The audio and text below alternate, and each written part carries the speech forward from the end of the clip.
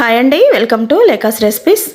ఈరోజు మనం సంవత్సరం పాటు నిల్వ ఉండే ఉసిరికాయ పచ్చడిని ఎలా ప్రిపేర్ చేసుకోవాలనేది చూద్దామండి. ఇది పిల్లలు కూడా పెట్టేంత ఈజీగా ఉంటుంది. చాలా సింపుల్ ప్రాసెస్లో పర్ఫెక్ట్గా ఎలా ప్రిపేర్ చేసుకోవాలనేది ఇప్పుడు నేను మీకు చూపిస్తానండి. ఇది మనం ఒక్కసారి ప్రిపేర్ చేసి పెట్టుకున్నామంటే సంవత్సరం పాటు ఇదే కలర్తో ఇలాగే టేస్టీగా చాలా బాగుంటుంది. మనం ఒక్కసారి ప్రిపేర్ చేసుకొని ఫ్రిడ్జ్లో పెట్టుకొని కొంచెం కొంచెంగా తీసుకుంటుంటే మనకి ఇది సంవత్సరం పాటు నిల్వ ఉంటుంది. ఈ పచ్చడి ఆరోగ్యానికి కూడా చాలా మంచిదండి. రోజు ఒక్క ఉసిరికాయ మనం తిన్నామంటే ఆరోగ్యానికి ఎంతో మేలు చేస్తుంది. ఇంత హెల్తీ అయిన పచ్చడిని ఎలా ప్రిపేర్ చేసుకోవాలో ఇప్పుడు మనం చూద్దాం.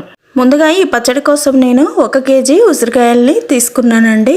ఇవి మీడియం సైజు అండి, మరీ పెద్దగా ఉండవు, మరీ చిన్నగా ఉండవు. అలాగైతే మనకి పచ్చడి చాలా బాగుంటుంది.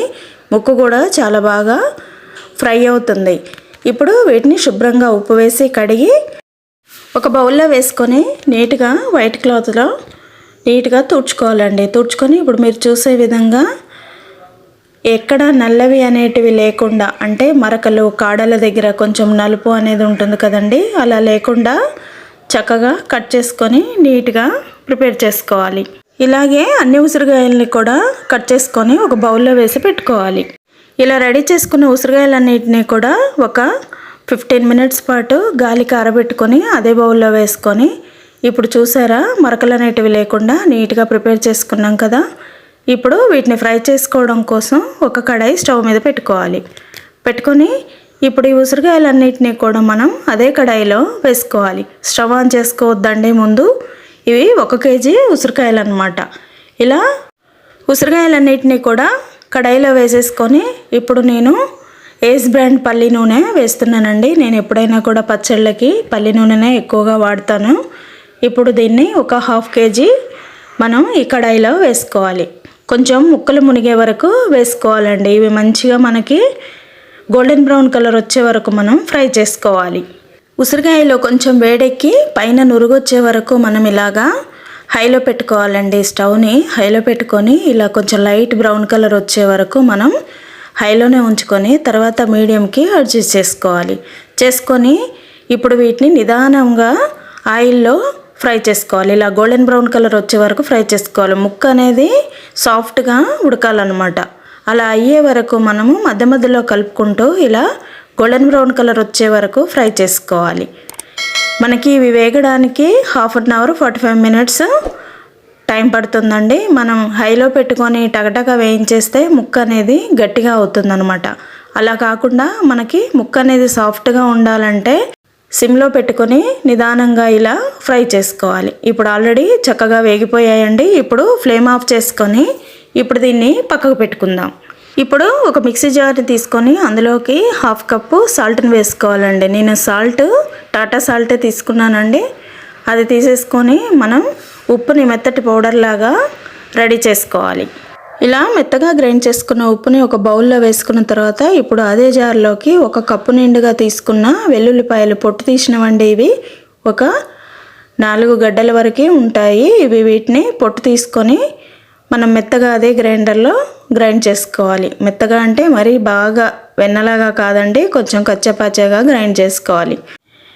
ఇప్పుడు గ్రైండ్ చేసుకున్న వెల్లుల్లిపాయలు పక్కకు పెట్టేసుకొని మనం ముందుగా వేయించుకున్న ఉసిరికాయలు గోరువెచ్చగా అయ్యాయని ఒకసారి చూసుకున్న తర్వాత ఇవి చల్లగా అయిపోయాయండి. మరీ బాగా చల్లగా ఉండొద్దు, మరీ వేడిగా ఉండొద్దు. గోరువెచ్చగా ఉన్నప్పుడు మనం ఈ పౌడర్లు అనేటివి కలుపుకోవాలి. చూసారా ఇప్పుడు మీకు చూపిస్తున్నాను ముక్క అనేది ఎంత సాఫ్ట్గా ఉడికిపోయిందో. ఇలా ఉడకాలన్నమాట.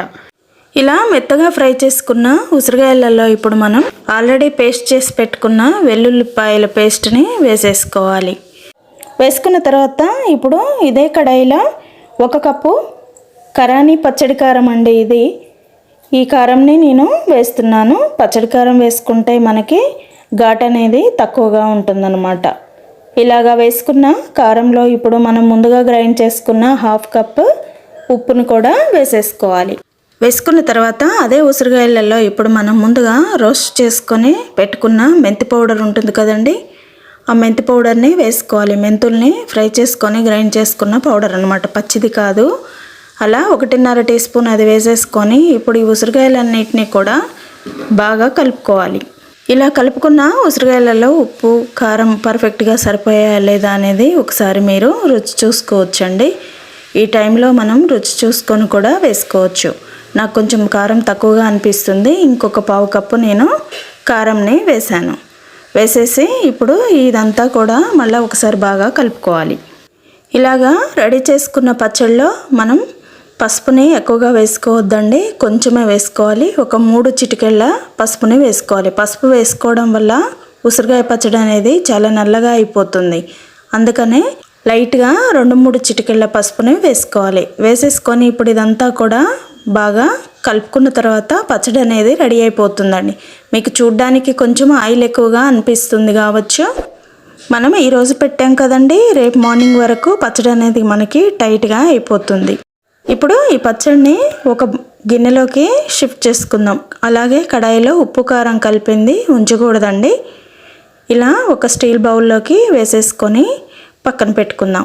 చూసారా పచ్చడి అనేది ఎంత సింపుల్గా రెడీ అయిపోయిందో. ఇది కొత్తగా వంట నేర్చుకునే వాళ్ళు కూడా ఈజీగా రెడీ చేసుకోవచ్చండి. ఇప్పుడు ఇలాగా బౌల్లో వేసుకున్న పచ్చడిని మూత పెట్టుకొని పక్కకు పెట్టుకున్న తర్వాత నెక్స్ట్ డే మనం ఇలాగా మూత తీసి చూస్తే పచ్చడి అనేది ఎంత టైట్గా అయిపోయిందో చూసారా. ఆయిల్ అనేదే లేదు. ఈ మాత్రం ఆయిల్ ఉండకపోతే పచ్చడి అనేది త్వరగా ఖరాబ్ అవుతుందండి. పచ్చడికి ఎప్పుడైనా కూడా ఆయిల్ ఎక్కువగా ఉండాలి. ఇప్పుడు నెక్స్ట్ డే మార్నింగ్ తీసిన పచ్చడిని ఒకసారి కలుపుకోవాలి. ఇలా కలుపుకున్న తర్వాత ఇలా గట్టిగా అయిపోయింది కదండి. ఇప్పుడు ఇందులోకి మనం నిమ్మకాయల్ని పిండుకోవాలి. ఇందులోకి 1.5 నిమ్మకాయని నేను ఈ పచ్చడిలోకి రసంలాగా పిండేశాను. ఎందుకంటే కారం ఎక్కువగా ఉంటే మనకి నిమ్మరసం అనేది ఎక్కువగా పడుతుందండి. కారం మామూలుగా ఉంటే నిమ్మరసం అనేది కూడా తక్కువగా పడుతుంది. మళ్ళీ పులుపు ఎక్కువగా అయిపోయింది అనుకోండి, ఉసిరికాయకి పట్టేసి మనకి తినేటప్పుడు ముక్క తింటుంటే మనకి పళ్ళు గూరిపోయినట్టుగా అయిపోతాయి అన్నమాట. ఇప్పుడు ఇలా నిమ్మరసం పిండుకొని పచ్చడి అంతా బాగా కలుపుకున్న తర్వాత ఈ పచ్చడిని మనం ఒక గాజు బౌల్లోకి షిఫ్ట్ చేసుకుందాం. చూసారా ఎంత టైట్గా అయిపోయిందో పచ్చడి. చాలా ఈజీ అండి, చాలా క్విక్గా తయారు చేసుకోవచ్చు. వంట రాని వాళ్ళు కూడా పర్ఫెక్ట్గా రెడీ చేసుకోవచ్చు. కొలతలు కరెక్ట్గా ఉంటే మనకు పచ్చడి అనేది చేసుకోవడం చాలా ఈజీగా ఉంటుందండి. ఇలాగా గాజు బౌల్లోకి షిఫ్ట్ చేసుకొని మనం ఫ్రిడ్జ్లో పెట్టుకుంటే 1 ఇయర్ వరకు కూడా మనకు పచ్చడి అనేది కొంచెం కూడా ఖరాబ్ అవ్వదండి. కొంచెం ఉప్పు కారం తక్కువైనా కూడా మనకి పచ్చడి అసలే ఖరాబ్ అవ్వడం అనేది ఉండదు. మొత్తం ఒక్కసారి బయట అనేది పెట్టుకోకుండా ఇలా కొంచెం కొంచెంగా వేరొక బౌల్లోకి వేసేసుకొని పెట్టుకుంటే మనం ఎప్పుడు కావాలంటే అప్పుడు కూడా తీసుకోవడానికి ఈజీగా ఉంటుందన్నమాట. కొంతమంది పెద్దవాళ్ళు ఆవకాయలు ఊరగాయలు తినడానికి ఎక్కువగా ఇష్టపడరండి. ఎందుకంటే అందులో ఉప్పు కారాలు నిలువ ఉంటాయి కాబట్టి బీపీ అనేది ఎక్కువ అవుతుంది అని తినడానికి ఇష్టపడరు. అలాంటి వాళ్ళు ఉప్పు కారం తక్కువ వేసుకొని కూడా తినడానికి ఈ పచ్చళ్ళు బాగా ఉపయోగపడతాయి. అంతేనండి, ఎంతో టేస్టీగా కమ్మగా రుచిగా ఉండే ఉసిరికాయ పచ్చడి రెడీ అయిపోయింది. చాలా ఈజీ ప్రాసెస్లో చాలా క్విక్గా మనం తయారు చేసుకోవచ్చు. వంట రాని వాళ్ళు కూడా చాలా ఈజీగా తయారు చేసే ఈ పచ్చడి మీకు నచ్చిందా? నచ్చితే లైక్ చేయండి, కంపల్సరీ లైక్ చేయండి అండి. ఎందుకంటే మీరు చేసే లైక్ వల్ల ఈ వీడియో 10 మందికి పంపబడుతుంది. అలాగే మీ ఫ్రెండ్స్కి ఫ్యామిలీ మెంబర్స్కి షేర్ చేయండి. తప్పకుండా లేఖాస్ రెసిపీస్ ఛానల్ని సబ్స్క్రైబ్ చేసుకోండి. Thank you.